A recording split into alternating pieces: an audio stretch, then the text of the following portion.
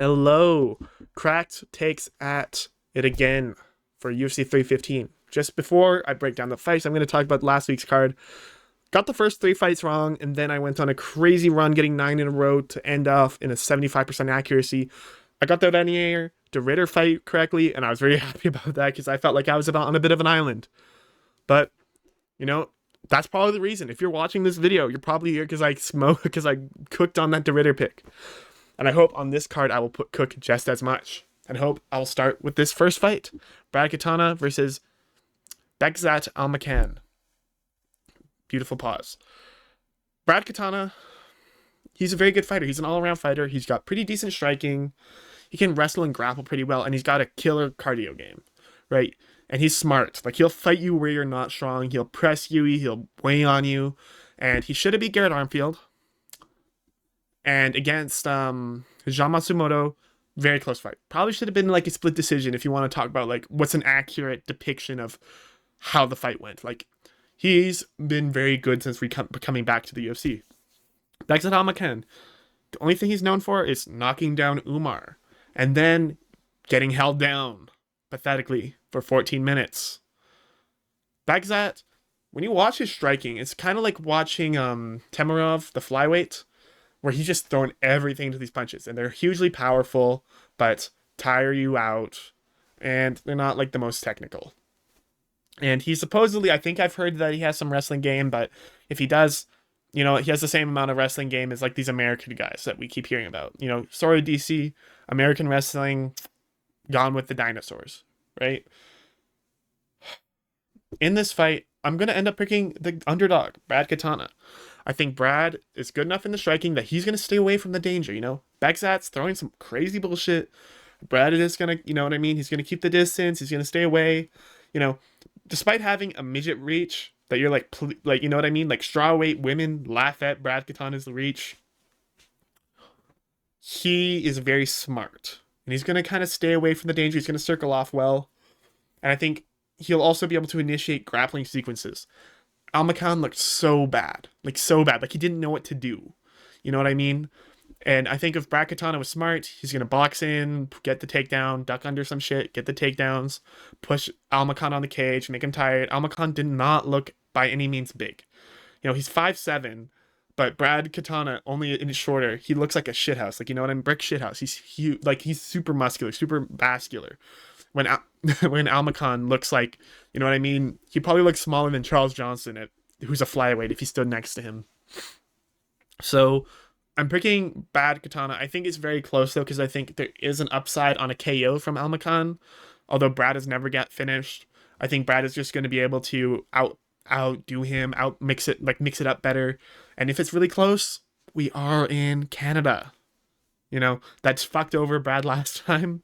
But this time it shouldn't. From a betting perspective, if you can get a round line or like the +2.5 on Brad, that'll probably be cash. Okay, now we got Daniel Santos versus Jiang Young Lee. Pardon. Daniel Santos, he's been told, like, you could say it's a rumor mill, but you gotta be a dumbass not to know this. He's been told if he does not take this fight, his ass will be grass. He will be cut from the UFC because he keeps fucking pulling out. So he's come up a weight class to fight Jiang Young Lee. Jiang Young Lee famously got hit with like a fucking tornado sequence by Hyder Amil. The kind of combo that you only see in like a shitty women's fight on World Star Hip Hop. He got hit by that combo. You know what I mean? When people are swinging their arms around for not like that shouldn't be doing anything. He got hit by that by Hyder Amil. Got put in a highlight, and now he's fighting Daniel Santos. If it was pound for pound, Daniel Santos is way better than Jiang Lee. But Lee, this fight's at 145. This is on 1 week notice from Daniel Santos. Jiang Lee should be able to just walk into the fucking pit and take his head off. If you watch the John Castaneda fight, it's like over 2 years old, but that's just like one of his second most recent fight. John Castaneda fucks him up bad. But guess what?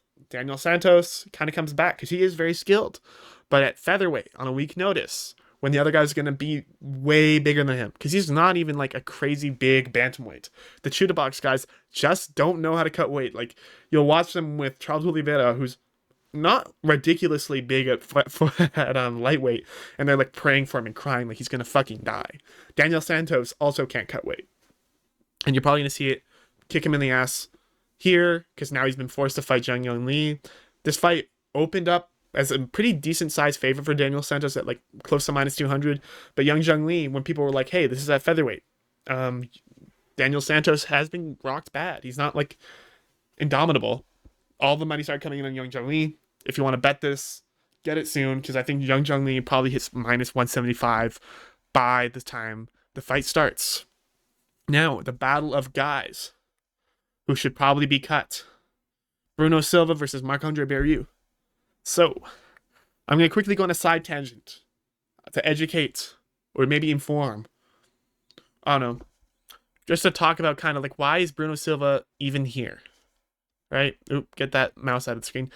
Bruno Silva, if you look at the Chris Weidman fight, basically he got eye poked so brutally that after they called it a KO finish, they said actually the refs called it a decision, a technical decision. But if Bruno Silva had gone up to the commissioner and said, "Hey, those are fucking intentional. This is kind of rigged bullshit. Why'd they change it after the fight? This is really dodgy," he probably would have won his case, and there would have been a bad look for the UFC.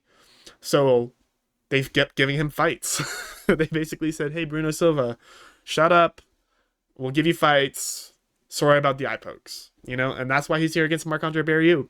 Barrieu's riding a 3-fight loss streak, split decision against Chris Curtis, which I think could have gone his way. It was like, you know, you see it on Tapology, Barrieu versus Chris Curtis split decision. You think Chris Curtis got fucked. You know, it should have been a killing. He should have got killed by Marc-Andre Barrieu. Should have got killed by him. But Marc-Andre Barrieu makes it very close. Maybe even should have got it. And since then, got slept badly by Joe Pyfer. Like, he got face planted. And then he also got slept out badly by Dustin Stoltzfus. But the difference between these two skids is Marc-Andre Barrieu is just chinny. And Bruno Silva is just not as good as he used to be. They gave him Ismail Nardiev, who's a guy who's coming off a loss, coming into the UFC as a former welterweight who's been in the UFC before, lost. He's coming in as a middleweight now who's not having a good record, right? They were trying to give Bruno a win, but Nardiev bullied him bad. Now, fighting against Marc-Andre Barrieu, who's a big middleweight, who's going to push that pace. I just think we haven't seen Bruno Silva chin check somebody in these last 4 fights, and we haven't seen him look particularly good in these last 4 fights. And then you're going to see Barrieu kind of press him, melt him, get a finish in the late 2nd, 3rd round. I just think Silva is just not the same. He's 35, but he's aging like he's in his 50s. It's kind of sad, but Barrieu getting a win for the Canadians. Also, if you want to bet this, you're probably going to get some juicy KO lines, a juicy over 1.5. I think he's still going to finish just over 1.5. And the line is shrinking. So I don't know if you think that Barrieu's chin, like, if you know what I mean? Because he is bad, like badly chinny. And he's not the most skilled. So if you do want to bet on Bruno Silva, sooner than later. Because people are kind of like, wait, Barrieu sucks too. So, Navajo Sterling versus Ivan Arslan. I don't really want to break this one down for too long. Because I made a previous recording. And I broke it down forever. And I was like, wait. Look at the line. Navajo Sterling, CKB guy. If I'm going to break his game down, he's kind of like the shitty Carlos Uberg. You know what I mean? Like, he'll play it safe. He doesn't really have that finishing instinct, but he hits pretty hard and he's insanely skilled. Sterling, he got taken down by Tuko Tokos, but guess what? He got up every time. And I think Tuko Tokos, I don't think he's good, but I also don't think he's as bad as people say. Like, I think that he's fodder, but I don't think he's the ultimate fodder. You know, if he fought Justin Tafa, I was going to lean Tuko Tokos. Like, I am a believer in Tokos Nation. But Sterling should just handle Arslan. This is probably going to be a striking fight, but I don't think Arslan's going to be able to come in into the range. Look at that reach. A lot of people, you know, 2 and 3, but he was fighting at KSW, which is legit. Like, but they have a lot of steroids. And if you look at Arslan's physique, you know, how much is that come down going to hurt him? Navajo Sterling should just be able to navigate the range and go around the outside.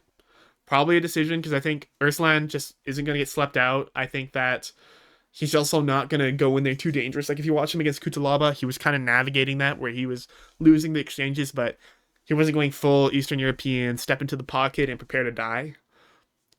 Sterling is undefeated. Undefeated fighters haven't been doing well, but don't let that dissuade you. You have to look at every fight as an individual case, right? So like Bo Nickal's undefeated record in his fight will mean different than this undefeated record. Don't get caught up into these dumbass narratives. You got to look at all these fights individually. And in this fight, Sterling is going to beat Evander Arslan probably by decision. This line is going to probably go fucking crazy. It's probably going to hit minus 500. Modestas Bukauskas versus Iwan Kutalaba. Just talking about Kutalaba a little bit. Talking about how he beat up on Arslan on on Arslan. Modestas Bukauskas had a run initially in the UFC. He fought some pretty good guys, lost, went to Cage Warriors, got hella wins. They brought him back and he's 4-1. But everyone he's fought kind of sucks. Like, I'm gonna read them off to you in his last 5. Tyson Pedro, not very good. Like, he's fun, but not very good. Zach Pauga. He's one of those people, like, I don't like MMA Guru, but he says it well when he says some people should not be professional athletes. Zach Pauga is one of them. He loses to Vitor Petrino. That loss, but gets KO'd. That's aging horrifically. Marcin Prachnio submission. Like, he almost got finished by Marcin Prachnio. Prachnio's not bad, but it was not a good look in a fight where Bukauskas should be the younger, safer guy. And then against Rafael Chiqueta just sucks. He should not be in the promotion. Kutalaba, he's been fighting pretty good comp. He's getting wins. I think his last fight against Ibo Aslan was really good. Like, if Ibo Aslan fought Bukauskas, I don't think I'd pick Bukauskas. I think in this fight, Bukauskas' plan is going to be like to stick and move, stay around the outside, maybe step in the pockets occasionally, try to stuff the takedowns. And Kutalaba is just going to be trying to go ape mode, get in the pockets, fuck him up. But I have to pick Iwan Kutalaba. I think Iwan Kutalaba, he's just going to be, he has the danger where I think if Bukauskas steps into the pocket with Kutalaba, you know, Kutalaba's not fucking around. And if Kutalaba's not going to fumble a finish like Marcin Prachnio, who's kind of just was moving stupid. Kutalaba also has the grappling upside. If he wants it, he can take Bukauskas down, right?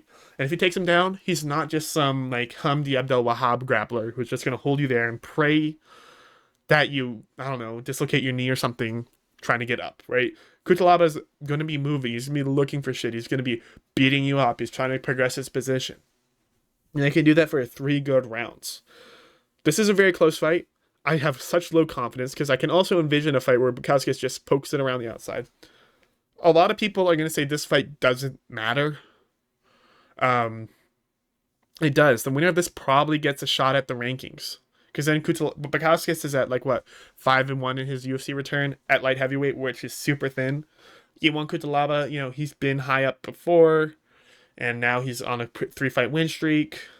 You know, Felipe Lins, the last guy to beat him, isn't not in the UFC anymore because they kind of wanted to get rid of his boring ass.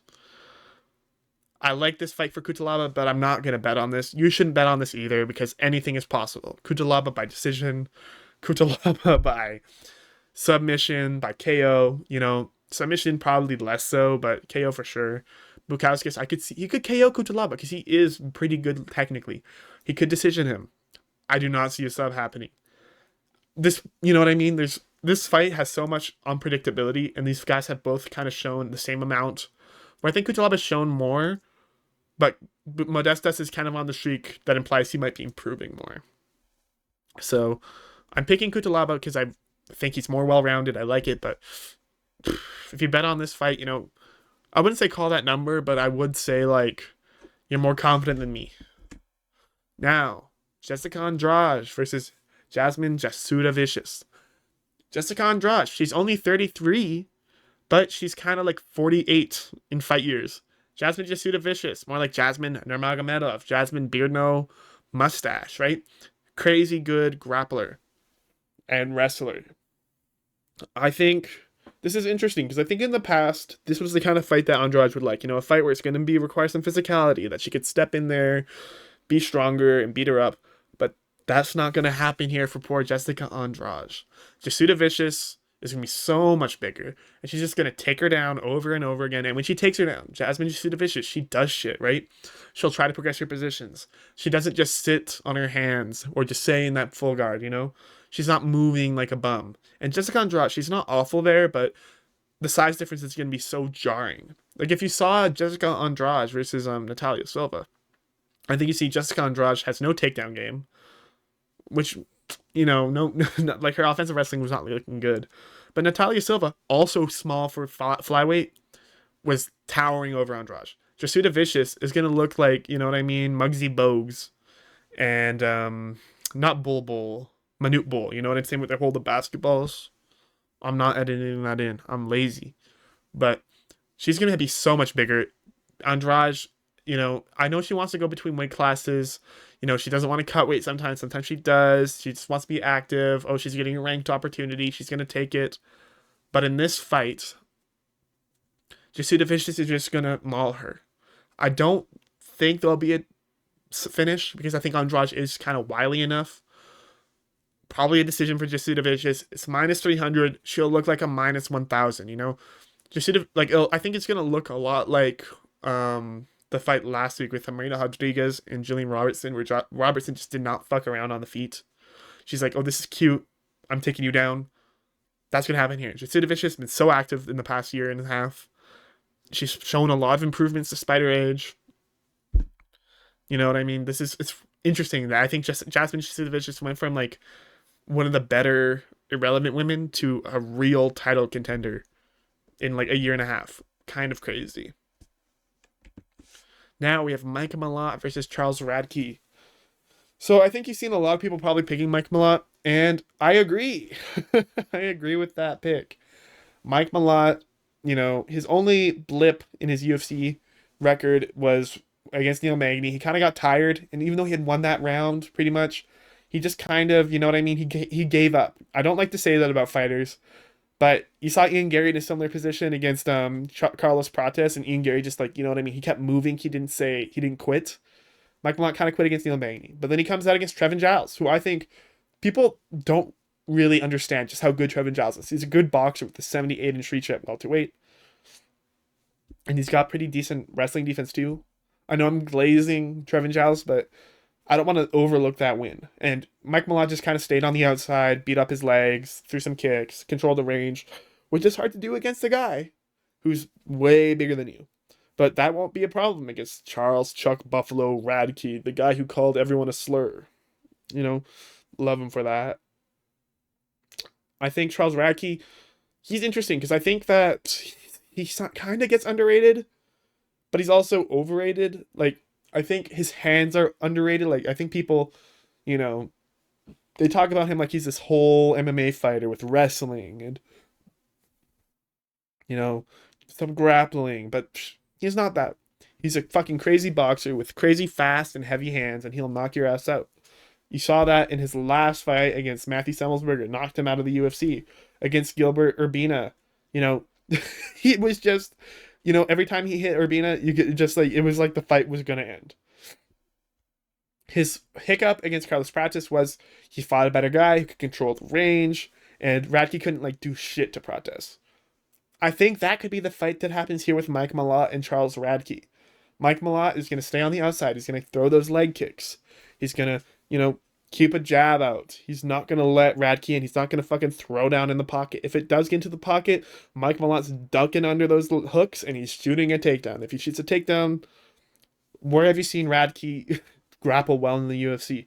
Was it against Blood Diamond where he kind of pushed him against the cage because he couldn't get down Blood Diamond? Blood Diamond's a meme, and he couldn't dominate him on the ground. Like, you know what I'm saying?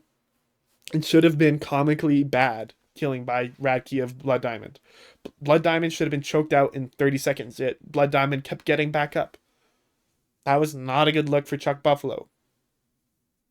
I think in this fight, Mike Malott is just going to stay on the outside, throw kicks, throw punches. We've seen him step into the pocket, but I think he's scared about gassing out, and I think he's a smart guy. He's not going to, like, step into the pocket with Charles Radke, He's not one of these guys who don't have power. He's a crazy power merchant. And if he does step in, it's going to be a takedown. I think Mike Malott, I don't know how. I could see a KO. Like, I see him finishing Mike Malott on the feet. We've seen him against Adam Fugit do that. But I think submission could be more likely, but I don't know. Charles Radke kind of gives me the vibes of some guy who just doesn't get subbed, The kind of guy who can fight off his back, when they got their back well and they got the lock in, and they just kind of fight that for a round. I think Charles Radtke has those vibes, but I can't call it a decision because Mike Malott is a fight finisher. So Mike Malott, I'm actually very confident when I see Charles Radtke tape, and I was like thinking that he was this more well-rounded guy, and it was just him basically outboxing bums. I was like, okay, Mike Malott's got this, right? Because Mike Malott was even destroying Magny. Magny didn't have anything for him until he did. And so because of that, I'm very confident. Very, very, very confident in Mike Malott. I've been spending a lot more time on the prelims in this video, but luckily I don't have to for this one. So, Joel Alvarez couldn't make weight or whatever, had an injury, pulls out. The UFC have found Kyle Propelik, and you see I put there fodder. It's because he's fodder. I don't know what to say. Rebecca wanted the fight. Apparently Gamrot got offered it, and Sandini said, no, give me some bum. And Propelik, I'm going to just call him fodder, because I can't pronounce that name. I haven't heard it. He had 2 fights in the UFC before. He got unanimous decision by 2 guys who are mediocre, what's his name? Austin Hubbard in his first run. He's improved since then. And something like Taleb. Right? Propelik, and even on the regional scene, he's not like cleaned everybody out. Saint-Denis, first round, he might just take him down and submit him out of mercy, but I think Saint-Denis, he gives me war crime things, He was in the army with the French, war criminal. He's going to want to beat him up. Kind of gives you that piece of shit vibes. And look, if Saint-Denis were to fight Yoel Alvarez, I probably would have picked Yoel, but I would have had to be a lot of nervousness because Saint-Denis has really great wrestling. In the second, like a lot of people like Moicano, so don't hate me, but in the second round of the Moicano fight, he won that round. Moicano shot multiple takedowns, couldn't get him down, and then the doctor stopped. If that fight went for the full 5, Moicano probably still wins, but it's a lot closer than you think. I think Saint-Denis shouldn't have taken this fight, or the UFC shouldn't have offered it. I think it's kind of disgusting. It's gonna look like what your average layman would do against Saint-Denis. Saint-Denis by murder. Alexa Grasso versus Natalia Silva. This fight's interesting because of the odds, right? Natalia Silva's a huge favorite, but I don't know. Who have we seen her beat? Victoria Leonardo, Andrea Lee, Viviane Araujo, who's pretty good, but I don't not the best. And Jessica Andrade, who's currently a huge dog at another flyweight fight. Natalia Silva's small, but she's so fast and she's so skilled. And she's fighting against former champion Alexa Grasso, coming off of the Valentina Shevchenko fights. I'll tell you why Natalia Silva's a big favorite. Alexa Grasso, she's a bit of a boxer. She'll be flat on her toes, and Natalia Silva is so fast and skilled. She'll keep the range, she'll throw the kicks, she'll stay away from the danger, she'll make Alexa Grasso look like a bum on the feet. That's the consensus, I would say. On Tapology, it's 50-50, but in the betting market, it's obviously not. But I don't love that line. I think Alexa Grasso is not getting the credit she deserves. She's improved a lot through the Shevchenko fights. She essentially lost in the last one because she couldn't stop the takedowns, but she's big. Not big, but she's going to be way bigger than Natalia Silva. Natalia Silva's a strawweight, essentially. But Alexa Grasso, she hits way harder. She got pretty decent grappling, but not great takedowns. But in this fight, I do have to lean Natalia Silva, and I'll tell you why. I kind of already said why. She's going to beat her up on the feet and make her look bad. I think if you look back on the Alexa Grasso fights, there's one fight with Macy Barber that if you watched it, it's really similar to the fight Natalia Silva had with Jessica Andrade. And it's a long time ago, but, Grasso was just trying to chase Barber. Barber just kind of sucked, so she couldn't outpoint Grasso properly. But Grasso was chasing her, trying to hold her against the fence. She couldn't really get the takedowns. I only really watched the first round of the fight, so I could be wrong about some things. But Grasso just looked kind of slow. And Natalia Silva will make her look ancient. I think, though, if you want to get a +2.5, because there will be some round where Natalia Silva probably banks the first two, and then in the third round, Alexa Grasso goes out there and lands a nice shot, pushes her on the fence, maybe finds a takedown. And so plus 2.5 on Grasso, I really like, but and I don't think Natalia Silva can become the champ because who my winner pick is. I think it relates to the fact that Natalia Silva is so small. But in this fight, I think sadly our girl Alexa Grasso gets shown a lesson by a real decisionator, Natalia Silva. Okay. Next fight, Jose Aldo versus Ayman Zahabi. So you might see the age, 40 plus on Jose Aldo. If you listen to anybody Brazilian who knows Jose Aldo, know what they'll say? Wow, he's a really cool guy. He's the king of Rio. But know what they'll say second? His ass was totally lying when he got his birth certificate.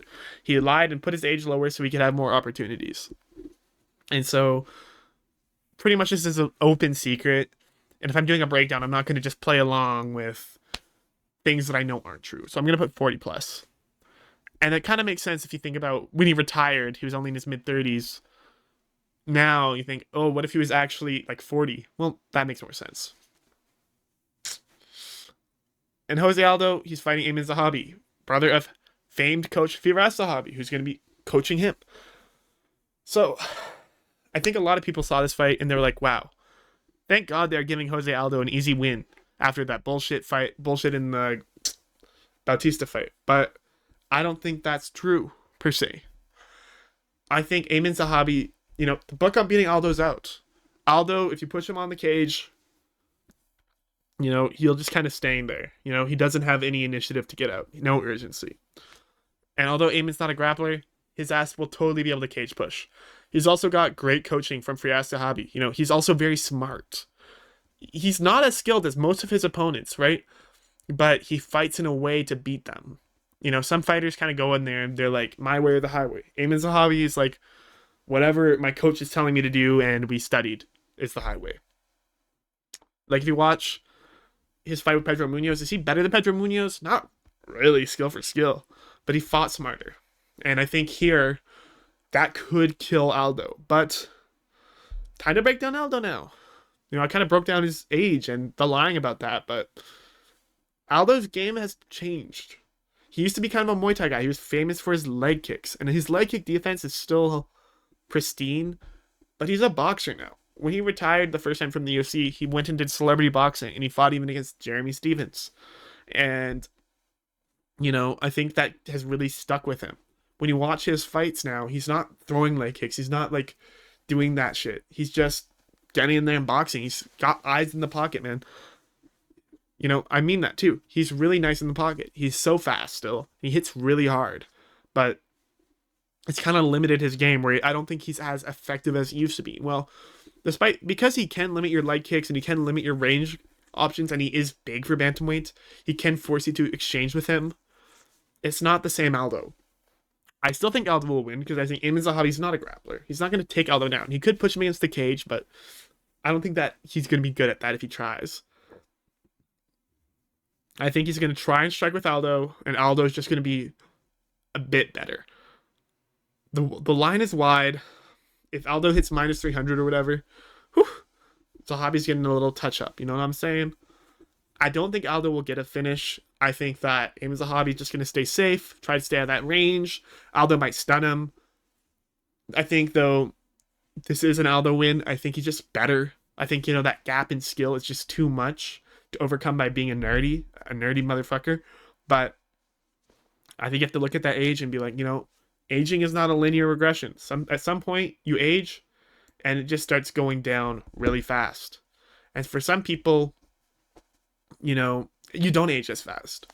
So I have apprehensions about Aldo, but he should just be better. Enough of repeating myself. Shevchenko versus Furo.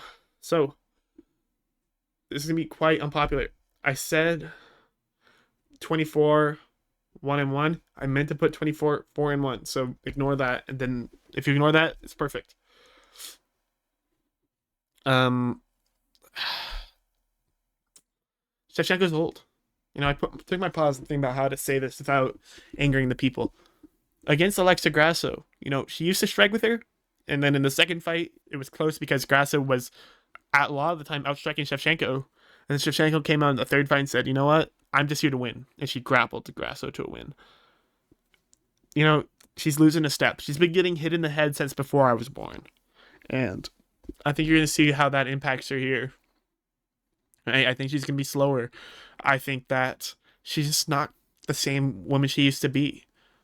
And I think the only reason the line is close is because it's Shevchenko, right? She had lost, and I know that some of them are bullshit. You can argue, but Grasso's out of the title picture, and immediately she's a huge dog. Like, it's not a good look for Shevchenko. Now, Madame Fiorot, she's fucking good. If you watch that last fight with Blanchfield, Blanchfield looks so much smaller. She couldn't get the takedowns, and Fiorot just looked incredible in the striking. I think we're going to see more of the same here. I think Fiorot is just going to be able to outpoint Valentina Shevchenko. We might not see that. You know, the line is close and it is Valentina, so I'm not going to be like putting my heart out there. And like, you know, this is not going to be my thumbnail, despite the fact I am picking Fiorot, who's, you know, although the favorite betting wise, is the underdog from the fan perspective. I think Fiorot is going to also, she's bigger in the ring. If you see Fiorot after she cuts her weight,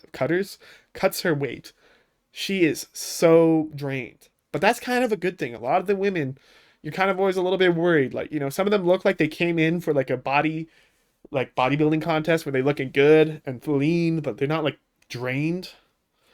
But Fiorot, when she comes into her fights, when she weighs in, she looks like she just escaped a concentration camp. Right? And that's what you want to see. I think she'll be able to outpoint Shevchenko. I think that she's going to be bigger. I think if Shevchenko wants to wrestle, she's not going to be able to. Fiorot is very good there. I'm picking Fiorot by decision, medium confidence. I think the line is very playable. I'll just say that. I understand if you want to come in here and, you know, hate on that pick, because Valentina is a legend. She's finished the belt with the emeralds, or the rubies, mind you. The only one to ever do that. But I think you're going to see Fiorot just be better, be bigger, be the better fighter everywhere. She's like Shevchenko at this point, but better. Even though she's not that much younger, it's apparent. Now, remember the decision. Belal Muhammed versus Jack Della Maddalena. This fight's interesting, where I think that these guys are bad stylistic matchups for each other. So, Belal, come forward wrestler. He will box into the clinch, and then from the clinch and the cage, you'll find takedowns. And he's fighting, and he's a very good wrestler, but he's lame as hell. And he's fighting Jack Della Maddalena. Jack Della Maddalena, boxer. He has some grappling, and he's got some power in the hands, but his boxing is pretty fucking great. You know, I say they're a bad matchup for each other because Belal, he wants to step into the pocket with you, push you back, get you on the fence, overwhelm you, take you down, but then we're worried about the takedown. He starts beating you up, and then, you know what I mean? He puts you in that cycle. That's what he did to Leon so well. Although that fight was closer than people think, you know, Belal had a great game plan. We can't discredit him enough. You know, we can't discredit him enough. True, but no, you can't credit him enough for his game plan. It was great. But Jack Della Maddalena, he's a boxer. If Belal steps into the pocket to push Jack back, Jack is going to knock his ass out cold. He's going to put him out badly. Right? Jack Della Maddalena has great boxing. The concern for Jack Della Maddalena is, first off, against Gilbert Burns, he got held down. He kind of got a Hail Mary knee. And while you don't want to say things are flukes, especially because you know his ass has trained that, you know he timed that, you know that he's skillful for having done that. How many times out of 10 is he doing that? You know what I'm saying? Probably 1 or 2. And he was going to lose that fight. And the fight before that, fight with Kevin Holland, split decision. Do you really want to see that? And then Basil Hafez. You know, he's had great performances, but his great performances have been not in the last 3 fights, not in the last 2 years, you know? So, I like Belal here, though. I think that the line should be very close. I think it should probably be like minus 150, just because I think if it ends up on the feet, and it will, there'll be 5 rounds and Belal's not finishing JDM, right? And Belal makes some stupid mistake, he's going to get knocked out. Straight up, I don't. He cannot compete. Got knocked out by Jeff Neal. If you get knocked out by Jeff Neal, you're getting styled on by Jack Della Maddalena. The thing is, though, what have we seen to suggest that JDM can stop a takedown? Or like from a good wrestler, get you know what I mean, not get fucked on. He got taken down and nearly lost to Burns. He knocked out Burns, but then Burns seems to have gone on a bad skid, and I almost would relate that more to the injuries he actually received in the Bilal Muhammad fight than the knockout from the JDM fight. And Burns now, you know what I mean, he got owned by Sean Brady, and he's now a ridiculously sized underdog in his fight with Morales that's coming up. So I think you cannot, you can't not pick Bilal, because you have to say, like, you're ignoring so much if you pick JDM. I think JDM is a good matchup, but I just think that he's not good enough. I don't think he's championship material. And I'm not as worried about the age for Bilal, because Bilal, he used to be a pretty boy. And then in his mid-30s, his head grew, he got more muscular, and he totally was not taking steroids. You know? Is that what you want from your fighters? Yes. If I'm picking them, yes. I do want my fighters to get better in their mid-30s and take steroids. But that's going to help him here against JDM. I think in the rest of the championship fights, I would be worried about Bilal more. But against JDM, I just think, how is JDM going to... What have we seen to suggest he'll stop the takedowns? And against Basil Hafez, we've even seen him, try to pull guillotine. I don't think he'd do that to Bilal. But seeing a guy pull guillotine who is not like an exceptional grappler, like Charles Oliveira, it's like, you know what I mean? It's like the ultimate, oh God, this guy, this guy can't grapple.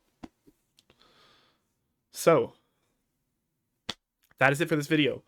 If you liked my video, you learned something. If you're coming from the last video, please subscribe, leave a comment down below. The new, but also, and still. Have a good rest of your day.